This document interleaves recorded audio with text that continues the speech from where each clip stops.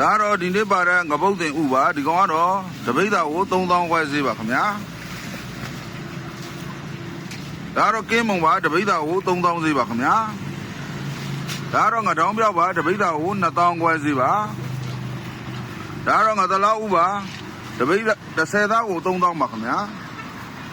ဒါတော့ကြက်ပါဒါတော့ကြက်ပါတကောင်ကို16000ပါခင်ဗျာ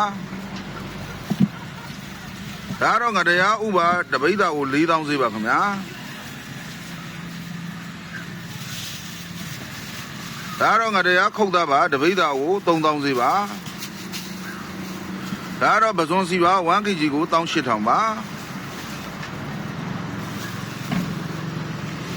ဒါတော့မြင်းကတန်ပါတပိဿာကို2000ဈေးပါခင်ဗျာဒါတော့ရေရှုကုန်းပါတပိဿာမှာ12000တဲ့ပါဒါတော့ပဇွန်ဖြူပါတပိဿာကို3000ပါ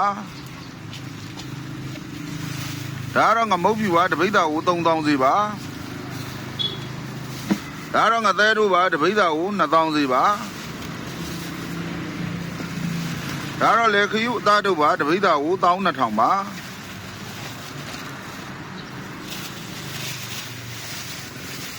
ဒါတော့ကကတိအကောင်ကြီးခုတ်သားပါတပိဿာကို3000ဈေးပါခင်ဗျာဒါတော့ကကတိခေါင်းပါတပိဿာကို1000ခွဲဈေးပါခင်ဗျာဒါတော့ငခွေးရှာပါတပိဿာကို12000ပါဒါတော့ငသလောက်ပါတပိဿာကို3000လောက်ပဲလောက်5000ဈေးပါခင်ဗျာဒါတော့ပင်လယ်ငခုကောင်းပါတပိဿာကို1000ပါဒါတော့ပလာတုပါတပိဿာကို12000ပါခင်ဗျာ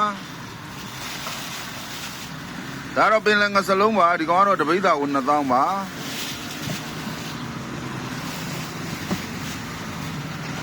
ဒါတော့ပင်လယ်ငခုခုတ်သားပါတပိဿာကို2000ဈေးပါခင်ဗျာ